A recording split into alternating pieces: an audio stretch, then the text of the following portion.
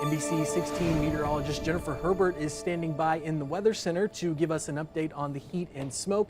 And NBC 16's Juliet Smith is in South Eugene. She spoke with Senator Rod Wyden and Representative Val Hoyle today at the unveiling of some new wildfire smoke cameras to help catch wildfires sooner. But first, let's join NBC 16's Zach Bruhl. He's standing just outside the evacuation center at Lowell High School, again, which is set up for evacuees from both the Bedrock and Lookout Fires. So, Zach, what is the scene like out there?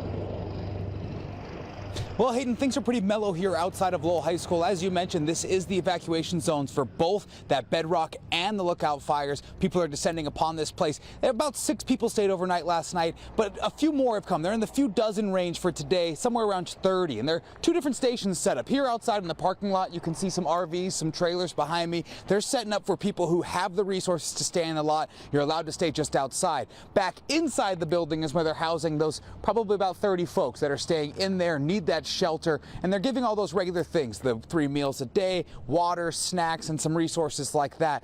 But for people who are coming here, a lot of them coming from that McKenzie Bridge area, Vida area, coming from that Lookout Fire, this is bringing back some memories of that holiday farm fire just a few years ago today. I spoke with one man who was evacuated from both of those fires today and 3 years ago. Here's what he had to say about the memories that are coming back. It's real hard, especially after so many friends lost their homes during the holiday farm fire. We don't know what we're going to go home to. Don't really know. A reminder that we are about 3 weeks away. Labor Day marks the very beginning of that holiday farm fire 3 years ago. And that memory is not only resonating with the people who were evacuated, but also the American Red Cross, who is setting up this evacuation zone.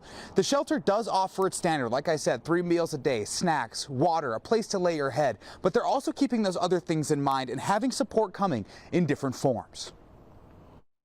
We also have mental health resources, spiritual care resources, and also health services resources. We understand that this community has been truly impacted the past 3 years of back-to-back wildfires, and so we're here to support them not only physically, but also their mental and spiritual health as well. About 100 people can fit into this facility here for evacuees. Like I said, we're about that 30 mark. They were able to tell me a couple dozen, somewhere in the 30-ish range, so plenty of space left. But I did ask what were to happen if enough people were to descend on this location, that it were to fill up. They say they're in contact, the American Red Cross, that is in contact with Lane County, looking for potential spaces that could be additional or larger places for evacuations. But as of right now, no concern about where exactly they can fit people. There's tons of space here at Lowell High School for evacuees from both the Bedrock and Lookout Fires. Of course, stay tuned to our ticker across the bottom of the screen. Go to our website for all the latest, up to the date, up to the minute information on evacuation notices, fire activity, and much more. That's all I've got now from Lowell High School. Back to you guys in the studio.